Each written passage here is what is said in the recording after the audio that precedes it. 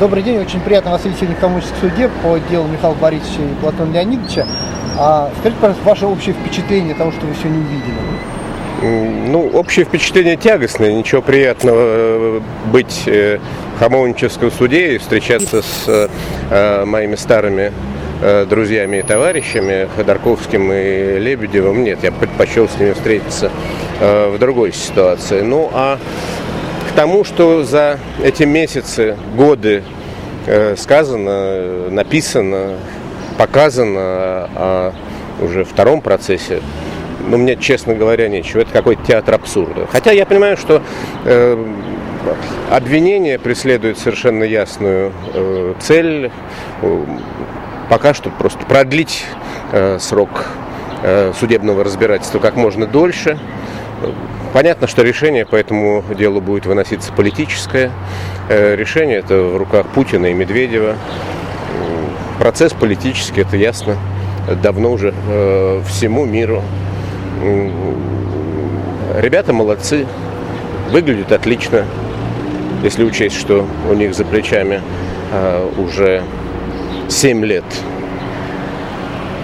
У Ходорковского еще чуть меньше 7, у Лебедева 7 лет пребывания за решеткой. Держатся достойно.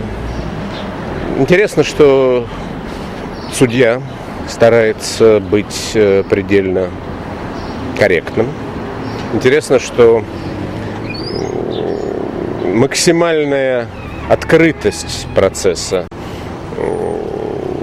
То есть легко зайти, легко пройти. Я не первый раз это говорю, но мне кажется, что все это на самом деле должно внушать всем тем, кто хотел бы объективного разбирательства и доказательства невиновности подсудимых, которые лично мне представляются совершенно очевидной, должно внушать серьезную тревогу. Понимаете, я совершенно не исключаю того, не первый я это говорю, но я совершенно не исключаю того, что, в общем, общий замысел состоит в том, чтобы продемонстрировать, что процесс происходил при максимальном соблюдении процедуры, что он был прозрачен, что вот приходила пресса, что можно было делать репортажи, что никаких препятствий не чинилось, что бесконечно долго выслушивали обе стороны, что большинство заявленных свидетелей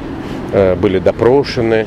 Я, конечно, сомневаюсь, что здесь появится Владимир Владимирович Путин, которого хотели бы допросить в качестве свидетеля защитники обвиняемых, но не исключаю, что появится достаточно много людей, которые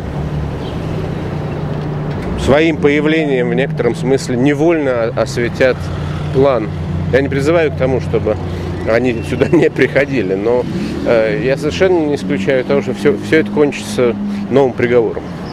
Давайте, сколько бы мы ни потешались над господами обвинителями, давайте вот этот вот смех, эта ирония, это вот единодушие в общественном процессе, вот мне бы не хотелось, чтобы это кончилось тем, как же так. И все-таки новый срок, новый приговор. Жалко, что здесь мало журналистов. Мне кажется, что это тоже большая проблема, что в обществе наступила некая усталость, некое, если угодно, равнодушие, что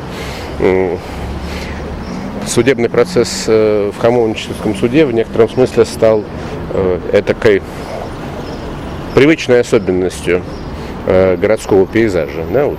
Мы привыкли к тому, что там перекрывают Рублевское шоссе и Кутузовский проспект по много раз в день. Там ворчат люди, что носятся кортежи президента и премьер-министра, но это стало привычно. Привычно стало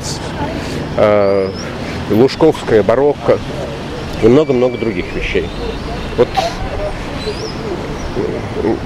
мне бы не хотелось, чтобы вот этот вот суд и вот все, что здесь происходит, перестало вызывать у людей эмоции. Это будет очень печально. Спасибо.